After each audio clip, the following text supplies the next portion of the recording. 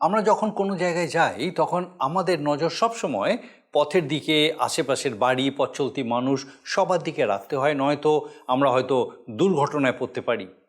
কিন্তু এমন কি কখনো হয় যে আমরা কোনো একটি বিষয় বা কোনো ব্যক্তির উপর সম্পূর্ণভাবে নির্ভর করে রাস্তা দিয়ে হেঁটে যাচ্ছি? উঁচু নিচু রাস্তা, উল্টো দিক থেকে আসা গাড়ি বা লোকের ভিড়, কোনো কিছুই আমাদের সামলাবার প্রয়োজন হচ্ছে না, অনায়াসে আমরা আমাদের গন্তব্যস্থলে পৌঁছে যাচ্ছি। বাস্তব ক্ষেত্রে কি এরকম হতে পারে? আপনার কি মনে হয়? সময় হলো হৃদয় খোলো, শ্রবণ করো জীবন বাণী, নম্র চিতে শ্রবণ করো, নম্র চিতে শ্রবণ করো, খ্রিস্ট যিশুর জীবন খানি। নমস্কার, প্রভু যীশু খ্রিস্টের মধুর নামে জীবনবাণী অনুষ্ঠানে আপনাকে স্বাগত জানাই। আমরা গীত সংহিতা পুস্তক থেকে ধারাবাহিকভাবে অধ্যয়ন করছি, আর আমরা ইতিমধ্যেই 120 থেকে 125-এর গীত আলোচনা করেছি। আর আজকে আমরা আরও 3টে গীত, অর্থাৎ গীত সংহিতা 126, 127 ও 128 অধ্যয়ন করব। গীত সংহিতা 126 হচ্ছে আনন্দের একটি গীত, যা বাবুলীয় বন্দিত্ব থেকে প্রত্যাবর্তনের পর গাওয়া হয়েছিল। জিহুদীদের জেরুসালেমে প্রত্যাবর্তন তাদের কাছে স্বপ্নের মতো ছিল, তারা বিশ্বাসই করতে পারছিল না। এই গীতের অন্তর্নিহিত অর্থ কেবল যে বাবিল থেকে ইসরায়েলের অবশিষ্টাংশের প্রত্যাবর্তনের মধ্যেই সীমাবদ্ধ ছিল তা নয়, কিন্তু প্রভু যীশু খ্রিস্টের দ্বিতীয় আগমনের পর তাদের পুনঃস্থাপনের প্রত্যাশাও এখানে প্রকাশিত হয়েছে। এই ভাববাণীমূলক গীতটির উপসংহারটি খুবই সুন্দর। সর্বপ্রথমে আমাদের তার বিষয়ে চিন্তা করতে হবে, নম্রতা সহকারে যার আগমন হয়েছিল এবং যিনি অশ্রু দ্বারা তার বহুমূল্য বীজ রোপণ করেছিলেন। এটি আমাদের বিষয়ে প্রযোজ্য। আসুন আমরাও অশ্রুপাত সহকারে বীজ বপন করি। আমরা যেন উত্তম কাজ করতে ক্লান্ত না হয়ে পড়ি, কারণ তাহলে আমরা যথাসময়ে শস্য কাটতে পারবো। গীত সংহিতা 127 হচ্ছে তীর্থযাত্রীদের আরেকটি গীত, যার বিষয়বস্তু হচ্ছে ঈশ্বরের উপস্থিতিতে না করা নির্মাণ একান্তই অসারতাপূর্ণ। এই গীত আমাদের আজকের দিনের জন্য প্রযোজ্য এবং ঈশ্বরের উপর সম্পূর্ণ নির্ভরতা এখানে প্রকাশ পেয়েছে। এই গীতের প্রথম 2 পদে বৃথাই কথাটি 3 বার ব্যবহার করা হয়েছে। সমস্ত কিছুই বৃথা হয়ে যায় যদি ঈশ্বর তার মধ্যে না থাকেন। সবই তার উপর এবং তার আশীর্বাদের উপরে নির্ভরশীল। এই গীতে সন্তানদের বিষয়ে উল্লেখ করা হয়েছে। তীর্থযাত্রীর সন্তানেরা তাকে রক্ষা করবে। একটি পরম সান্ত্বনার বিষয় যখন কোনো ব্যক্তির সন্তানেরা তার যত্ন নেয়, তাকে রক্ষা করে। কি অপূর্ব সেই আশীর্বাদ! গীত সংহিতা 128-এর বিষয় হলো সর্বাঙ্গ সুন্দর একটি পরিবার। এই গীতে একটি সুখী আনন্দপূর্ণ পারিবারিক জীবনের কথা বর্ণনা করা হয়েছে, আর তারপর এখানে সদাপ্রভুর আশীর্বাদের জন্য প্রার্থনা করা হয়েছে। এটি হচ্ছে একটি সুখী পরিবারের ঐশ্বরিক চিত্র। এটি কিসের উপরে আধারিত সেটা আমরা লক্ষ্য করে দেখি। একটি পরিবারে যদি ঈশ্বর ভয় না থাকে, যদি প্রতিদিন পরিবারের সদস্যরা তার পথে চলতে না পারে, তাহলে সেই পরিবার কখনো একটি সুখী পরিবার হয়ে উঠতে পারে না। সেই পরিবারের গৃহস্বামী পরিশ্রম করে আশীর্বাদযুক্ত হয়। শুধু পরিবারের গৃহস্বামী নন, কিন্তু গৃহিণী এবং সন্তানেরাও ঈশ্বরের আশীর্বাদের ভাগী হয়। সবাই যারা ঈশ্বরকে ভয় করে, তারা সবাই ঈশ্বরের আশীর্বাদ লাভ করবে। আসুন আমরা এই বিষয়গুলি বিস্তারিতভাবে দেখি। প্রিয় বন্ধু, গীত সংগীতার 120 গীত থেকে আলোচনা করব।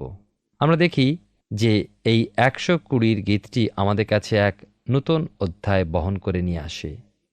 120 থেকে 134 সংখ্যার গীত, অর্থাৎ 15টা গীত, যা গীত সংগীতার মধ্যে বিশেষ করে উদ্দীপনার সঙ্গীত হিসাবে পরিচিত। একজন এই 15টি গীতকে এক অতি উচ্চাঙ্গ সমবেত সঙ্গীত হিসাবে প্রকাশ করেছেন এবং ইব্রীয় ব্যাখ্যাকারীর অনুবাদ অনুযায়ী এই সঙ্গীতগুচ্ছ নিরাপত্তার জন্য একত্র ভ্রমণরত মরুযাত্রীর দলের সমবেত সঙ্গীত রূপে পরিচিত, যাদের সেই মরুযাত্রা বা আপন গৃহ অভিমুখে যাত্রা। আর এই 15টা সঙ্গীত বা গীত হল ভ্রমণকালীন সঙ্গীত।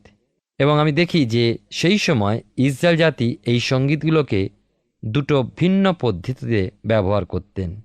যখন সেই জাতি বাবিলন থেকে ফিরে আসছেন, তখন তারা জেরুসালেমের পথে চলেছেন, তখন তারা পথের মধ্যে এই সঙ্গীত সমবেত কণ্ঠে গেয়েছেন।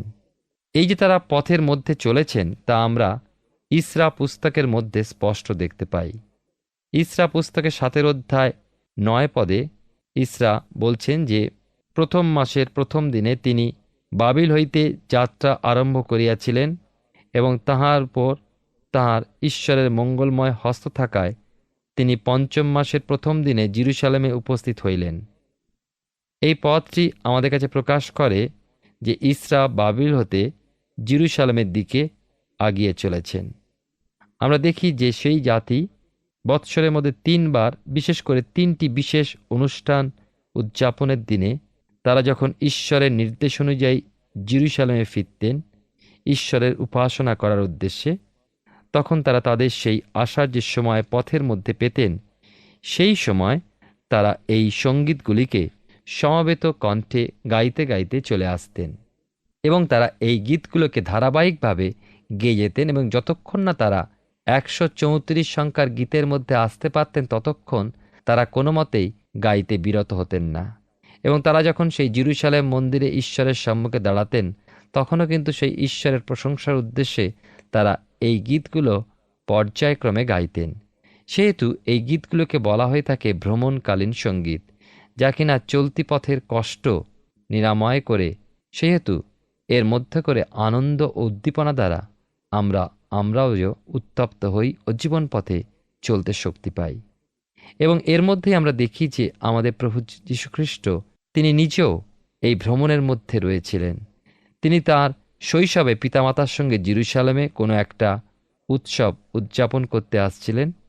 আর একটা বিষয় আমরা এই সময় তাদের মধ্যে লক্ষ্য করি, যখন তারা জেরুজালেমের উদ্দেশ্যে পথের মধ্যে চলেছেন তখন তারা তাদের সেই পথের মধ্যে কোনো একটা সময় তারা কিছু সময়ের জন্য অপেক্ষা করতেন, কেন তারা চাইতেন সকলে মিলিত না হওয়া পর্যন্ত একটু বিশ্রাম নিয়ে কিছুটা সহভাগিতা ও পুনর্মিলনের মধ্যে দিয়ে নিজেদেরকে একটু সতেজ করে নিয়ে একসঙ্গে আবার জেরুজালেমে প্রবেশ করবেন এবং এই সময় সকলে একসঙ্গে এই গীতগুলো গাইতে গাইতে এগিয়ে যাবেন। সেই সমস্ত মরুযাত্রীরা যেখানে মিলিত হতেন সেখানে পৌঁছে তারা একে অপরের জন্য অপেক্ষায় থাকতেন। সেই স্থান আজও রয়েছে এবং সেই স্থান প্রকৃত অর্থেই কিন্তু সুন্দর আরামপ্রদ বলে আজও পরিচিত। আমরা দেখি যে বিশেষ করে 120 গীতে লেখা আছে, আমি সংকটে সদাপ্রভুকে ডাকিলাম, তিনি আমাকে উত্তর দিলেন। ইসরায়েল জাতির পথে চলার পথে অনেক সংকট এবং অনেক বিপদের মধ্যে দিয়ে গেছেন, কিন্তু ঈশ্বর তাদেরকে উদ্ধার করেছেন। সদাপ্রভু আমার প্রাণ মিথ্যাবাদী ওষ্ঠাদার হইতে প্রতারক জিহ্বা হইতে রক্ষা করো। হে প্রতারক জিহ্বা, তিনি তোমাকে কি দেবেন? তোমাকে অধিক কি যোগাইবেন? বীরের তীক্ষ্ণ বাণসমূহ ও রতম কাষ্ঠের অঙ্গারসমূহ। হায় হায়, আমি মেষকে প্রবাস করিতেছি, কেদরের তাম্বুসমূহের কাছে বাস করিতেছি। বহুকাল আমার প্রাণ এমন ব্যক্তির সহিত বাস করিয়াছে, যে সন্ধি ঘৃণা করে। আমি সন্ধি প্রিয়, কিন্তু যখন কথা বলি উহারা যুদ্ধ চায়। আর এই 120 গীতে আমরা দেখতে পাই এটি হচ্ছে আরোহণ গীত। আর গীতরচক বলছেন, আমি সংকটে সদাপ্রভুকে ডাকিলাম, তিনি আমাকে উত্তর দিলেন। আমরা যখন তাঁর কাছে আসি তিনি আমাদের প্রার্থনার উত্তর দেন, আমাদের বিপদ থেকে রক্ষা করেন। 121 গীতে দেখি সেটিও একটি আরোহণ গীত। আমি পর্বতগণের দিকে চক্ষু তুলিব, কোথা হইতে আমার সাহায্য আসিবে? সদাপ্রভু হইতে আমার সাহায্য আইসে, তিনি আকাশ ও পৃথিবীর নির্মাণকর্তা। আমরা অনেক সময় আমাদের দৃষ্টি জগতের দিকে রাখি, কিন্তু সেই সৃষ্টিকর্তার দিকে আমরা রাখি না। আমাদের জগতে বিভিন্ন বিষয় আমাদের দৃষ্টিকে দূরে সরিয়ে নেয়, ঈশ্বর থেকে সরিয়ে দেয়। কিন্তু গীতরচক বলছেন, আমি সেই পর্বতগণের দিকে চক্ষু তুলিব, যিনি সেই পর্বতগণের সৃষ্টিকর্তা। কেননা গীতরচক জানেন যে সকল সাহায্য আশীর্বাদ সেই সৃষ্টিকর্তা ঈশ্বরের কাছ থেকে নেমে আসে। 3 পদে তিনি বলছেন, তিনি তোমার চরণ বিচলিত হইতে দিবেন না, তোমার রক্ষক ঢুলিয়া পড়িবেন না। প্রিয় বন্ধু, আমাদের ঈশ্বর ঘুমিয়ে পড়েন না। লেখা আছে, দিবসে সূর্য তোমাকে আঘাত করিবে না, রাত্রিতে চন্দ্রও করিবে না। সদাপ্রভু তোমাকে সমস্ত অমঙ্গল হইতে রক্ষা করিবেন, তিনি তোমার প্রাণ রক্ষা করিবেন। সদাপ্রভু তোমার বাহিরে যাওয়া ও তোমার ভিতরে আসা রক্ষা করিবেন, এখন অবধি চিরকাল পর্যন্ত। কারণ তার দৃষ্টি ঈশ্বরের দিকে ঊর্ধ্বে রয়েছে, তাই ঈশ্বর তাকে রক্ষা করবেন। এই প্রতিজ্ঞা সকলের জন্য নয়, এই প্রতিজ্ঞা তাঁরই জন্য বা তাদেরই জন্য যাদের দৃষ্টি ঈশ্বরের দিকে রয়েছে। 122 গীতে দেখি, আমি আনন্দিত হইলাম যখন লোকে আমাকে বলিল, চলো আমরা সদাপ্রভুর গৃহে যাই। 120 গীতে আমরা দেখেছি যে ইসরায়েল জাতি তারা তাড়না ও যাতনার মধ্যে রয়েছেন, এবং আমরা দেখেছি যে গীতিকার 120 সংখ্যার গীতের মধ্যে বলেছেন তিনি এমন এক প্রতিবেশীর সঙ্গে বাস করেছেন যারা তার বিপক্ষে, এবং এই সম্পর্কে তিনি বলতে গিয়ে বলেছেন যে আমি সন্ধিপ্রিয়, কিন্তু যখন কথা বলি উহারা যুদ্ধ চায়। বহুকাল আমার প্রাণ এমন ব্যক্তির সহিত বাস করিয়ে যে সন্ধি ঘৃণা করে। আর এই সমস্ত কারণে আমরা দেখি যে তিনি সেই স্থান ত্যাগ করে নিজের পরিবারবর্গকে নিয়ে জেরুজালেমের পথে বেরিয়েছেন ঈশ্বরের উপাসনা ও আরাধনা করার উদ্দেশ্যে, ও তিনি চলেছেন জেরুজালেমে আয়োজিত কোনো একটা পর্বে যোগ দিতে। এবং এরপরে আমরা 121 গীতের মধ্যে দেখেছি গীতিকার তিনি সেই পর্বতমালার মধ্যে এসেছেন যা কিনা জেরুজালেমের পথে আছড়ে পড়েছে, এবং তিনি তার যাত্রাপথের সমানে এগিয়ে গেছেন যতক্ষণ না তিনি জেরুজালেমে এসে পৌঁছাচ্ছেন, যেখানে সমগ্র জাতি ঈশ্বরের উপাসনা ও আরাধনা করার জন্য বিশেষ বিশেষ অনুষ্ঠান উদযাপন করতে সমবেত হতেন। আসুন আমরা 122 গীতে 1 থেকে 4 পদের মধ্যে দেখি যে সেই সকল ইসরায়েল তীর্থযাত্রী তারা তাদের সেই যাত্রাপথের শেষে লক্ষ্যে পৌঁছাতেন যা কিনা ঈশ্বরের উপাসনা ও আরাধনা করার জন্য চিহ্নিত সেই জেরুজালেম, এবং সেখানে পৌঁছে তাদের চক্ষু সেই জেরুজালেম মন্দিরের দিকে তুলতেন ও আনন্দে অশ্রুপাতপূর্বক মুখে মুখে গাইতেন, চলো আমরা সদাপ্রভুর গৃহে যাই।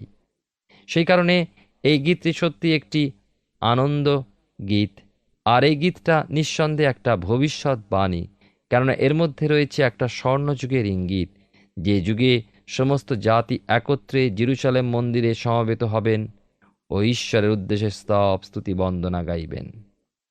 আমরা জানি যে ইসরায়েল জাতি সংকটের দিন হতে তাদের নিজস্ব যে ভূমি যা তাদেরকে ঈশ্বর দিয়েছিলেন সেখান থেকে তারা দূরে ছিলেন, এবং সেই ইসরায়েল জাতি আজও এই পৃথিবীতে বিভিন্ন স্থানে ছড়িয়ে রয়েছে। আজও তারা সম্পূর্ণভাবে একত্র হতে পারেনি, এবং তারা তাদের সেই ঈশ্বরের উপাসনা করার জন্য কোনো মন্দিরও নির্মাণ করতে সেদিন পারেনি, কেননা তারা যে সমস্ত স্থানে রয়েছেন এবং যে সমস্ত লোকেদের মধ্যে সেখানে তা করা তাদের পক্ষে সম্ভব হয়নি, কেননা সমস্ত জায়গায় যে সময় ইসরায়েল ভিন্ন অন্য জাতিতে পূর্ণ ছিল। তাই এই সময় যদি আমরা হোশেয়া ভাববাদী পুস্তকে 3 অধ্যায় 4 থেকে 5 পদ দেখি, তাহলে সেখানে আমরা দেখব যে ইসরায়েল জাতির অবস্থা ও পরিবেশ যে আমরা দেখতে পাই এখানে লেখা আছে, কেননা ইসরায়েল সন্তানগণ রাজহীন, অধ্যক্ষহীন, যজ্ঞহীন, স্তম্ভহীন, এফদ বা ঠাকুরহীন হইয়া অনেক দিন পর্যন্ত বসিয়ে থাকিবে। পরে ইসরায়েল সন্তানগণ ফিরিয়া আসিবে, আপনাদের ঈশ্বর সদাপ্রভু আপনাদের রাজা দাউদের অন্বেষণ করবে, এবং উত্তরকালে সবাই সদাপ্রভু ও তাঁহার মঙ্গল ভাবের আশ্রয় লইবে। 122 গীতে 3 এবং 4 পদে আমরা দেখি জেরুজালেমের সেই গৌরবময় স্বর্ণযুগ এগিয়ে আসছে, এবং সেই দিন সেই সমস্ত ইসরায়েল বংশ যারা ভিন্ন জাতিদের মধ্যে ছড়িয়ে রয়েছে তারা একত্র হয়ে জেরুজালেমে যখন সেই যুগের মধ্যে প্রবেশ করবে, তখন সেই জেরুজালেমে শুধুমাত্র বিশাল মহান ও সুন্দর হবে না, আধ্যাত্মিকতার দ্বারও পূর্ণ হবে। আর সেই দিন সেখানে কোনো জাতিরই কোনো ভয় থাকবে না, এবং সেখানে আর কোনোভাবেই ভিন্ন জাতি দ্বারা আক্রান্ত হবার কোনো সুযোগ থাকবে না। গীতিকার দাউদ যখন তার এই গীতের মধ্যে বলছেন যে চলো আমরা সদাপ্রভুর গৃহে যাই, তখন প্রিয় শ্রোতা বন্ধু, আপনি কি মনে করেন রাজা দাউদ, যিনি ঈশ্বর মনোনীত এবং যিনি ঈশ্বরের সমস্ত কার্যকে নিজের এবং জীবনে প্রত্যক্ষ করেছিলেন, যখন তিনি এই কথা বলেন তখন নিশ্চয়ই আমাদের জীবনেও তা মঙ্গলময়। তাও তিনি বলছেন যে তিনি আনন্দিত হন যখন লোকে তাকে সদাপ্রভুর গৃহে যাওয়ার জন্য অনুরোধ করে বা বলে, কারণ তিনি জানেন যে যত বেশি তিনি সেই ঈশ্বরের গৃহের মধ্যে যাবেন তত বেশি তিনি ঈশ্বর থেকে আশীর্বাদ যুক্ত হবেন। তাই আসুন আমাদের জীবনে যারা নিয়মিত ঈশ্বরের চরণতলে আসতে চাই না বা আসি না, আমরা চেষ্টা করি যেন সদাপ্রভুর গৃহে আমরা যাবার জন্য। এবারে আমরা 123 গীত নিয়ে আলোচনা করব। আমরা দেখি যে এই গীতটি নিঃসন্দেহে তীর্থযাত্রী ইসরায়েলের কণ্ঠে উচ্চারিত ঈশ্বরের স্তব গান। এছাড়াও এই গীতটির আরেকটি বিশেষ দিক রয়েছে, সেটা হলো কিনা চক্ষুর প্রত্যাশা বা আশা, কেননা ইসরায়েলের সেই তীর্থযাত্রীরা তারা তাদের যাত্রাপথের শেষে এসে তাদের দৃশ্যপটের মধ্যে সেই অভিষ্ট জেরুজালেম মন্দির পাচ্ছেন, তখন তাদের মধ্যে নিশ্চয়ই একটা আশা ও বিশেষ প্রত্যাশা জেগে উঠেছে। এই যে তারা জেরুজালেম মন্দিরের দিকে তাদের চক্ষু উত্তোলন করছেন এবং তারা মন্দির দেখছেন না, এই চক্ষু উত্তোলন মানে তারা ঈশ্বরের দিকে দৃষ্টিপাত করছেন এবং তাদের সেই দৃষ্টির মধ্যে রয়েছে এক সুগভীর প্রত্যাশা বা আশা। তাই এই মন্দির বা জেরুজালেম অভিমুখে ইসরায়েল সন্তানদের যাত্রা, এই যাত্রার অন্তর্নিহিত অর্থ হল ঈশ্বরের উদ্দেশ্যে, ঈশ্বরের অভিমুখে তাদের যাত্রা। 123 গীতের 1 পদে লেখা আছে, আমি তোমার দিকে চক্ষু তুলি, তুমি স্বর্গে সমাসীন। গীতিকার এই গীতের মধ্যে খুব সুন্দর পরিষ্কার রূপে বুঝিয়ে দিয়েছেন যে ঈশ্বর কখনোই জেরুজালেম মন্দিরের মধ্যে সীমাবদ্ধ নেই। সেই হেতু আমি আপনাকে অনুরোধ করব, যদি আপনি মনে করে থাকেন যে ঈশ্বর মন্দিরের মধ্যে রয়েছেন, তিনি শুধু সেই জেরুজালেম মন্দিরের মধ্যে রয়েছেন, তাহলে আপনি কিন্তু ভুল করবেন এবং সেই ভুল হবে আপনার পক্ষে মারাত্মক ভুল। আদৌ এই বিশ্বাস ইসরায়েল সন্তানদের মধ্যে ছিল না। তারা কোনো মন্দির বা বস্তুকে বা কোনো প্রকৃতিকে ঈশ্বর মনে করে তাঁর সম্মুখে স্তব স্তুতি বন্দনা গাইতেন না। 123 গীতে এই কথা গীতিকার পরিষ্কার করে উল্লেখ করেছেন। তারা তাদের দৃষ্টিকে ঈশ্বরের দিকে নিবদ্ধ রেখেছেন, কেন তাদের একান্ত লক্ষ্য হল ঈশ্বর, যে ঈশ্বর স্বর্গে সমাসীন। তাই গীতিকার 123 গীতে বলছেন, আমি তোমার দিকে চক্ষু তুলি, তুমি স্বর্গে সমাসীন। এই যে প্রার্থনা, যে প্রার্থনার মধ্যে আমাদের লক্ষ্যটাই মূল বিষয়, সেই লক্ষ্যের দিকে দৃষ্টি নিবদ্ধ রাখাটাই আমাদের প্রকৃত বিষয়। প্রিয় বন্ধু, আমরা ঈশ্বরের গৌরব ও প্রশংসা করি, তিনি স্বর্গে সমাসীন এবং আমাদের জন্য তিনি নিয়ত পিতার দক্ষিণ পার্শ্বে বিনতি করছেন। 2 পদে লেখা আছে, দেখো কর্তার হস্তে প্রতি যেমন দাসদের দৃষ্টি, কর্ত্রীর হস্তের প্রতি যেমন দাসের দৃষ্টি, তেমনি আমাদের ঈশ্বর সদাপ্রভুর প্রতি আমাদের দৃষ্টি, যতদিন না তিনি আমাদের প্রতি কৃপা করেন। মনে করুন, যখন আপনি কারো অধীনে কাজ করছেন, তখন আপনি কি করেন? তখন আপনি নিশ্চয়ই করে ঘড়ির দিকে তাকাচ্ছেন এবং আপনার উপর যিনি রয়েছেন তিনি কি করছেন না, তিনি আপনার প্রতি তাঁর দৃষ্টি রাখছেন এবং আপনি আপনার সেই কাজের মধ্যে এটা স্থির নিশ্চিতভাবে জানেন যে সেই উপরওয়ালা আপনার প্রতি লক্ষ্য রাখছেন। সেই রকম কতজন আমরা এই পৃথিবীতে আছি যারা কিনা বিশ্বাস করি যে ঈশ্বর আমাদের উপরে তাঁর দৃষ্টি প্রতিটি মুহূর্তে রেখেছেন। আর যদি আপনি বলেন যে অন্ততপক্ষে আমি তা বিশ্বাস করি বা আমি তা মনে করি, তারা নিশ্চয়ই করে তা আপনার পক্ষে মঙ্গলজনক। 123 গীতে 3 পদে লেখা আছে এখানে, আমাদিকে কৃপা করো হে সদাপ্রভু, কৃপা করো, কেননা আমরা অবজ্ঞায় নিতান্ত পূর্ণ হইয়াছি। 4 পদে লেখা আছে, আমাদের প্রাণ নিতান্ত পূর্ণ হইয়াছে সুখী লোকদের বিদ্রুপে, অহংকারীদের অবজ্ঞায়।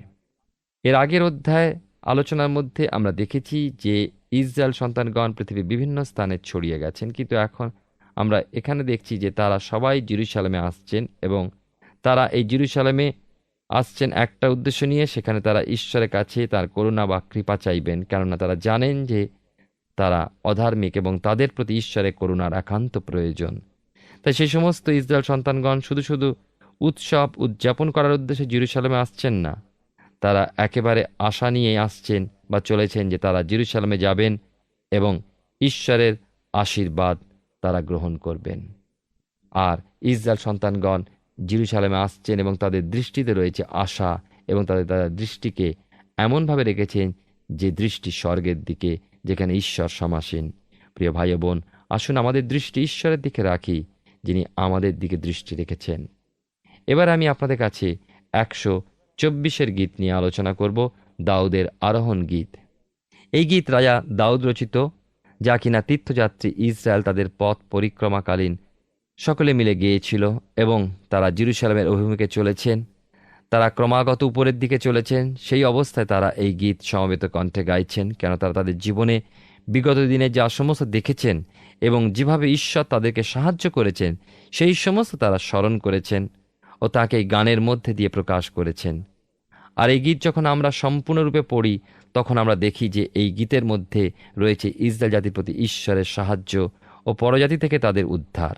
আমরা দেখি এখানে লেখা আছে, যদি সদাপ্রভু আমাদের সপক্ষ না হইতেন, ইসরায়েল ইহা বলুক। যদি সদাপ্রভু আমাদের সপক্ষ না হইতেন, যখন লোকেরা আমাদের বিরুদ্ধে উঠিয়াছিল। গীতিকার দাউদ এই 2 পদের মাধ্যমে ইসরায়েল জাতিকে বারবার করে একটা কথা স্মরণ করে দিতে চেয়েছেন যে, হে ইসরায়েল জাতি, তোমরা ঈশ্বর হতে যে উপকার পেয়েছো, যে সাহায্য পেয়েছো, তা তোমরা একবার মুখে স্বীকার করো ও তা জাতিগণকে বলো, যেন সেই ভিন্ন জাতিগণ, তোমরা যারা ঈশ্বর থেকে উপকৃত বা উপকার লাভ করেছ, তোমাদের পক্ষে ঈশ্বরকে ভালোবাসা বা তাঁর চরণতলে আসা প্রয়োজন। গীতিকার দাউদ তিনি 124 গীতের মধ্যে প্রথম 2 পদের মধ্যে 2বার উল্লেখ করেছেন, যদি সদাপ্রভু আমাদের সপক্ষ না হইতেন। এর মধ্যে আমরা একটা কথাই উপলব্ধি করতে পারি যে ঈশ্বর ইসরায়েলের প্রতি পূর্ণরূপে পক্ষপাতিত্ব ছিলেন, কিন্তু সেই ঈশ্বরকে তারা জেনে বুঝেও স্বীকার না করে অনেক সময় তারা সরে গেছেন। তাই রাজা দাউদ তিনি বলছেন, যখন লোকেরা আমাদের বিরুদ্ধে উঠিয়াছিলেন, হে ইসরায়েল, তখন যদি ঈশ্বর তোমাদেরকে সাহায্য না করিতেন, তাহলে তোমাদের অবস্থা কেমন হতো? তোমরা আজ কোথায় যেতে? তোমরা স্মরণ করো ঈশ্বর দ্বারা তোমাদের সেই উপকারের কথা। কেমন করে তোমরা ভুলে যাও? হে ইসরায়েল, কেমন করে তোমরা তোমাদের সেই উপকারের কথা ভুলে যাও? প্রিয় ভাই ও বোন, আমরা অনেক সময় ঈশ্বরের উপকারের কথা ভুলে যাই। আসুন আমরা ঈশ্বরের বিরুদ্ধাচরণ না করি, কিন্তু তার সকল দয়া ও করুণার জন্য তাঁর চরণতলে সমর্পিত হই। 7 পদে লেখা আছে, আমাদের প্রাণ ব্যাধের ফাঁদ হইতে পক্ষীর ন্যায় রক্ষা পাইয়াছে। ফাঁদ ছিড়িয়াছে আর আমরা রক্ষা পাইয়াছি। সদাপ্রভুর নামে আমাদের সাহায্য, তিনি আকাশ ও পৃথিবীর নির্মাণকর্তা। পরজাতির মধ্যে যখন ইসরায়েল জাতি বিভিন্নভাবে বিভিন্ন পারিপার্শ্বিক চাপের উপরে তারা পিষ্ট হয়ে যাতনা তাড়না ও লাঞ্ছনার দ্বারা অতিষ্ঠ হয়ে উঠেছিলেন, তখন তারা সেই পরিস্থিতির মধ্যে থেকে বার হয়ে আসার জন্য যথার্থরূপেই ত্রাহি ত্রাহি রব উঠিয়েছিলেন, এবং সেই রব এমন ছিল যা সত্য সত্যই মর্মভেদী ও শ্রবণযোগ্য। তাই তাদের সেই রবে ঈশ্বর কর্ণপাত না করে পারেননি। ঈশ্বর তাদের সেই অবস্থায় সারা দিয়ে তাদেরকে উদ্ধার ও রক্ষা করেছেন, ভয়ঙ্কর পরিস্থিতি থেকে তাদেরকে উদ্ধার করেছেন। গীতিকার দাউদ ইসরায়েল জাতির সেই সময়কার অবস্থা ও পরিস্থিতির পূর্ণ ব্যাখ্যা করতে গিয়ে এই সুন্দর পদটির অবতারণা করেছেন। কি ভীষণ আকুলতা, প্রাণের পক্ষে বাঁচার কি ভীষণ তাগিদ এই পদটার মধ্যে ফুটে উঠেছে। প্রিয় ভাই ও বোন, আমরা যখন বিপদ ও সংকটের মধ্যে যাই, আসুন আমরা সেই জীবন্ত ঈশ্বরের হাতে সমর্পিত হই, যিনি আমাদেরকে উদ্ধার রক্ষা করবেন, যেমনভাবে তিনি ইসরায়েল জাতিকে রক্ষা করেছেন। এবারে আমি আসব 125 গীত নিয়ে আলোচনার জন্য। 125 এই যে গীত, যা বাইবেলের মধ্যে আরোহণ গীত বলে অভিহিত রয়েছে, এই গীত তীর্থযাত্রী ইসরায়েলের কণ্ঠে উচ্চারিত হয়েছে, এবং এই গীত তারা গেয়েছেন তাদের নিজেদের নিরাপত্তার জন্য ও ঈশ্বরের উদ্দেশ্যে। জেরুজালেমের উদ্দেশ্যে তীর্থযাত্রী ইসরায়েলের যে যাত্রা, সে যাত্রা নিশ্চয়ই করে এক বিপদ সংকুল আশঙ্কাপূর্ণ যাত্রা। তাদের এই যাত্রাপথে তারা ঈশ্বরের উপরে তাদের নিরাপত্তা স্থাপনপূর্বক চলেছেন, এবং তারা যখন তাদের সেই যাত্রাপথের শেষে এসে তাদের অভিষ্ট লক্ষ্যবস্তুকে চোখের সামনে দেখছেন, তখন তাদের মধ্যে এক আশা উদ্দীপনার আবেগ ফুটে উঠেছে। সেহেতু আজ আমাদের এই যে আলোচ্য গীত, যা কিনা গীত সংহিতার 125, এই গীতটি নিঃসন্দেহে ইসরায়েল জাতির পক্ষে পুনঃপ্রতিষ্ঠার ভবিষ্যৎবাণী দ্বারা পূর্ণ। আসুন এই গীতটির আমরা কয়েকটি পদ পাঠ করি এবং তার মধ্যে দিয়ে ঈশ্বরের যে পরিকল্পনা আমরা বোঝবার চেষ্টা করি। লেখা আছে এখানে, যারা সদাপ্রভুতে নির্ভর করে তাহারা সিয়ন পর্বতের সদৃশ, যা অটল ও চিরস্থায়ী। এই যে 125 গীতের প্রথম পদ, এই প্রথম পদের মধ্যেই নির্ভরের কথা উল্লেখ রয়েছে। এই নির্ভরতার মধ্যে কিন্তু বিশ্বস্ততা পূর্ণরূপে নিহিত রয়েছে, এবং এই যে বিশ্বাস, এই বিশ্বাসের যিনি মূল, তিনি হলেন সদাপ্রভু। আমরা দেখি জিরমীয় তার 17 অধ্যায় 5 থেকে 8 পদের মধ্যে সেই বিষয়ে আমরা প্রত্যক্ষ করি। সদাপ্রভু এই কথা কয়েন, যে ব্যক্তি মনুষ্য নির্ভর করে, মাংসকে আপনার বাহু জ্ঞান করে, ও যাহার অন্তঃকরণ সদাপ্রভু হইতে সরিয়া যায়, সে শাপগ্রস্ত। যে মরুভূমিস্থ ঝাউ গাছের সদৃশ্য হইবে, মঙ্গল আসিলে তাহার দর্শন পাইবে না, কিন্তু প্রান্তরের উত্তপ্ত স্থানে ও নিবাসবিহীন লবণ ভূমিতে বাস করিবে। ধন্য সেই ব্যক্তি যে সদাপ্রভুতে নির্ভর করে, যার বিশ্বাসভূমি সদাপ্রভু। আমরা ঈশ্বরকে ধন্যবাদ দিই। প্রথম হলো বিশ্বস্ততা ও তার প্রধান সদাপ্রভু। চিরস্থায়িত্ব, তিনি চিরস্থায়ী ঈশ্বর, এবং তিনি আমাদেরকে অনন্তকাল তাঁর সঙ্গে রাখবেন। এবং আমরা দেখি যে এর পরের অংশে 2 পদে লেখা আছে, জেরুজালেমের চারিদিকে পর্বতগণ আছে, আর সদাপ্রভু আপন প্রজাদের চারিদিকে আছেন, এখন অবধি অনন্তকাল পর্যন্ত আছেন। ঈশ্বর অনন্তকালীন ঈশ্বর, তিনি চিরকাল আমাদের জন্য রক্ষাকারী দূত প্রেরণ করেন। তিনি তার রক্তের বেড়াজাল দ্বারা আমাদেরকে রক্ষা করেন। আমরা এর পরের অংশ দেখি, কিন্তু যাহারা আপনাদের বক্র পথে ফিরে সদাপ্রভু তাহাদিকে অধর্মচারীদের সহপতি করিবেন। প্রিয় ভাই ও বোন, আমরা যদি নিজেদের পথকে মনোনয়ন করি তাহলে আমরা কিন্তু ঈশ্বরের আশীর্বাদ থেকে বঞ্চিত হব। এই পথটার মধ্যে আমরা দেখি যে সদাপ্রভু যিনি যারা বক্র পথ অবলম্বনকারী তাদেরকে অধর্মচারীদের সহপতি করেন, অর্থাৎ সেই সমস্ত লোক সকল যারা অহংকারী, ঈশ্বরেতে বিশ্বাস রাখে না, তাদেরকে ঈশ্বর অনন্ত নরকে নিক্ষেপ করেন এবং যেখানে তারা রোদন ও দন্ত ঘর্ষণ করে। ঈশ্বর আপনার জীবনে মঙ্গল করুন। আমরা গীতসংহিতা পুস্তক থেকে ধারাবাহিকভাবে অধ্যয়ন করছি। আমার বিশ্বাস মহান ঈশ্বর বিশেষভাবে আপনার সঙ্গে কথা বলছেন। আমাদের গত পর্ব থেকে আমরা গীতসংহিতার যে অনুভাগ নিয়ে অধ্যয়ন করা শুরু করেছি, আজ তার দ্বিতীয় ভাগের গীতগুলি নিয়ে আলোচনা করলাম। এই গীতগুলিও যাত্রাকালীন সঙ্গীতের উপরে আধারিত। বাবিলের বন্দিদশা থেকে জিহুদীয়দের কিছু অংশ যখন জেরুসালেমে প্রত্যাবর্তন করেছিল সেই সময়ের কথা এখানে বলা হয়েছে। কেবল সেই সময়ের কথা নয়, কিন্তু ভাববাণীমূলকভাবে প্রভু যিশুর দ্বিতীয় আগমনের পরে যখন তার প্রতিষ্ঠিত রাজ্যের কেন্দ্রস্থল সিয়ন পর্বতে ইসরায়েল জাতির বিশ্বাসী অবশিষ্টাংশ এসে একত্রিত হবে তখনকার কথাও বলা হয়েছে।